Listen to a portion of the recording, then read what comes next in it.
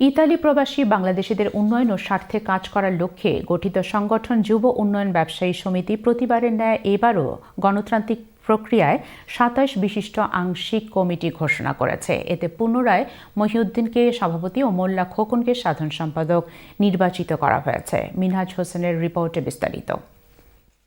Italy রোমে বসবাসরত প্রবাসী বাংলাদেশিদের ব্যবসায়ী সংগঠন যুব উন্নয়ন ব্যবসায়ী সমিতি আগামী ৩ বছরের জন্য নতুন কমিটি ঘোষণা করেছে।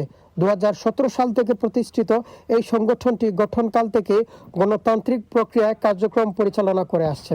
রাজধানী রোমের সংগঠনের কার্যালয়ে নতুন কমিটি গঠনের লক্ষ্যে আহ্বায়ক কমিটি এক সভা অনুষ্ঠিত হয়।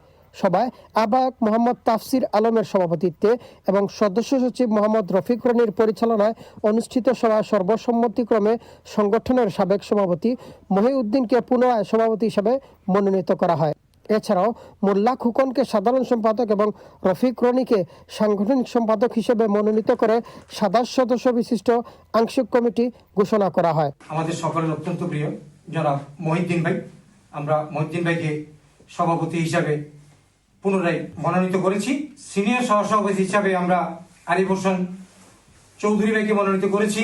মোল্লা খোকনকে সাধারণ সম্পাদক হিসেবে মনোনীত করেছি। নবগঠিত কমিটির অন্যান্য সদস্যরা হলেন সিনিয়র সহসভাপতি মোহাম্মদ আরিফ হোসেন চৌধুরী, সহসভাপতি খোকন আহমেদ, আব্দুল হান্নান, মনোয়ার সাজিদ, ইকরামুল হুদা, মাসুদুল আলম, যুগ্ম সাধারণ সম্পাদক খুরশেদ আলম মিলন, সহ সাধারণ সম্পাদক মাজহারুল আহমেদ লিঙ্কন।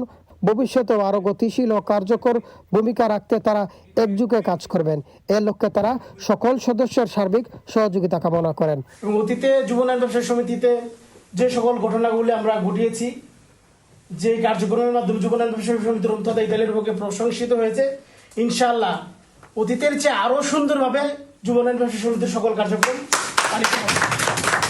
ইনশাআল্লাহ আমি চেষ্টা করব সামনে জানি যুব উন্নয়ন ব্যবসায়ীকে সমিতিকে আরো সুসংগঠিত করার জন্য। শেষে নবনির্বাচিত কমিটিকে ফুল দিয়ে শুভেচ্ছা জানান সংগঠনের সদস্যবৃন্দ এবং সকলকে মিষ্টিমুখ করানো হয়। ইতালি থেকে মিনহাজ হোসেন, চ্যানেলস নিউজ।